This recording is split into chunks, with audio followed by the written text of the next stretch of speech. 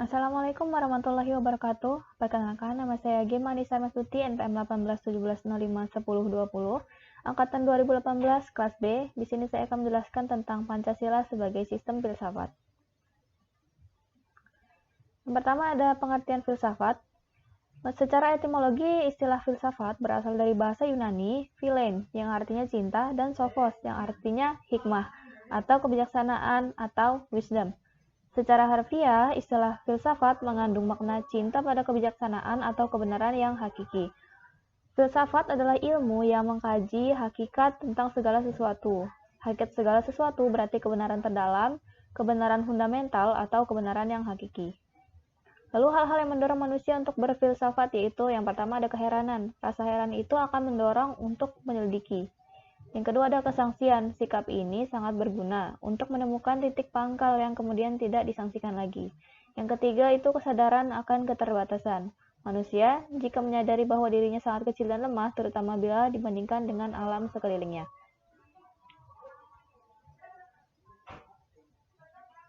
Filsafat sebagai kegiatan olah pikir manusia merupakan objek yang tidak terbatas yang ditinjau dari isi atau substansinya dapat dibedakan menjadi yang pertama ada objek material filsafat, yaitu objek pembahasan filsafat yang mencakup segala sesuatu, baik yang bersifat material konkret seperti manusia, alam, benda, binatang, dan lain-lain, maupun sesuatu yang bersifat abstrak spiritual seperti nilai-nilai, ide-ide, ideologi, moral, pandangan hidup, dan lain sebagainya. Yang kedua itu ada objek formal filsafat, yaitu cara memandang seorang peneliti terhadap objek material tersebut.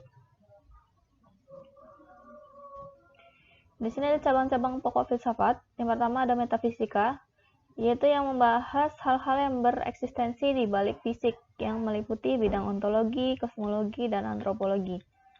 Lalu ada epistemologi yang berkaitan dengan persoalan hakikat pengetahuan, metodologi, hakikat metode dalam ilmu pengetahuan, logika, persoalan falsafat berpikir, yaitu rumus-rumus dan dalil-dalil berpikir yang benar. Lalu ada etika, itu moralitas dan tingkah laku manusia, dan estetika, itu persoalan hakikat keindahan. Nah, Pancasila sebagai sistem filsafat itu yang pertama, Pancasila sebagai jati diri bangsa Indonesia. Ini pengertian dari kausa materialisme, yaitu nilai-nilai dalam Pancasila sudah ada dan hidup sejak zaman dulu yang tercermin dalam kehidupan sehari-hari. Lalu, rumusan kesatuan sila Pancasila sebagai suatu sistem, yaitu sistem adalah suatu kesatuan bagian-bagian yang saling berhubungan, saling bekerja sama untuk satu tujuan tertentu, dan secara keseluruhan merupakan suatu kesatuan yang utuh. Nah, bagaimana ciri-ciri sistem biasanya? Ciri-ciri sistem itu adalah yang pertama, suatu kesatuan bagian-bagian.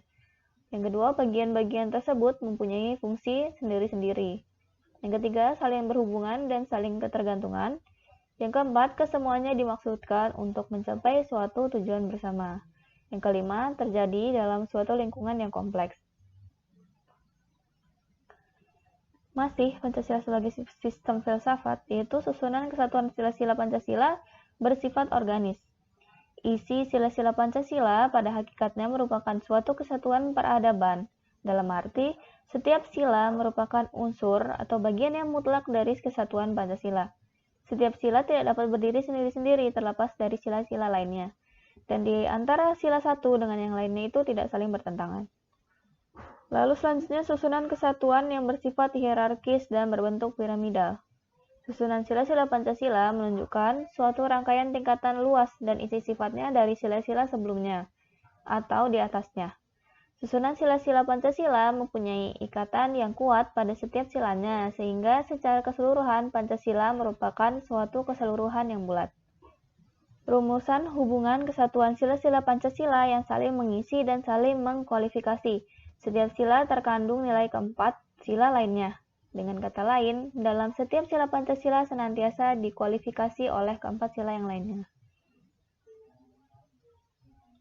Lalu kesatuan sila-sila Pancasila sebagai sistem filsafat itu ada 3 aspek. Yang pertama ada aspek ontologis. Ontologi adalah bidang filsafat yang menyelidiki makna yang ada, eksistensi dan keberadaannya, sumber ada, jenis ada, dan hakikat ada, termasuk ada alam, manusia, metafisika, dan kesemestaan atau kosmologi. Dasar ontologi Pancasila adalah manusia yang memiliki hakikat mutlak monopluralis. Oleh karenanya disebut juga sebagai dasar antropologis.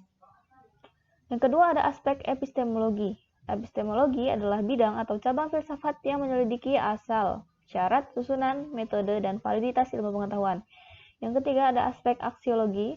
Aksiologi mempunyai arti nilai, manfaat, pikiran, atau ilmu, teori. Menurut Bramel, aksiologi adalah cabang filsafat yang menyelidiki yang A. Tingkah laku moral yang berwujud etika. Yang B. Ekspresi etika yang berwujud estetika atau seni dan keindahan. Yang C. Sosiopolitik yang berwujud ideologi.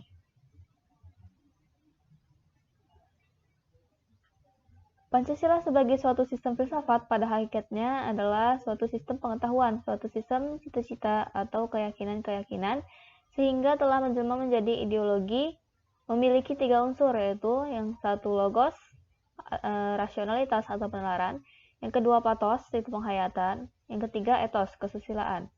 Apabila memahami nilai-nilai dari sila-sila Pancasila, akan terkandung beberapa hubungan manusia yang melahirkan keseimbangan antara hak dan kewajiban. Ada 3 hubungan, ada hubungan vertikal, hubungan horizontal, dan hubungan alamiah.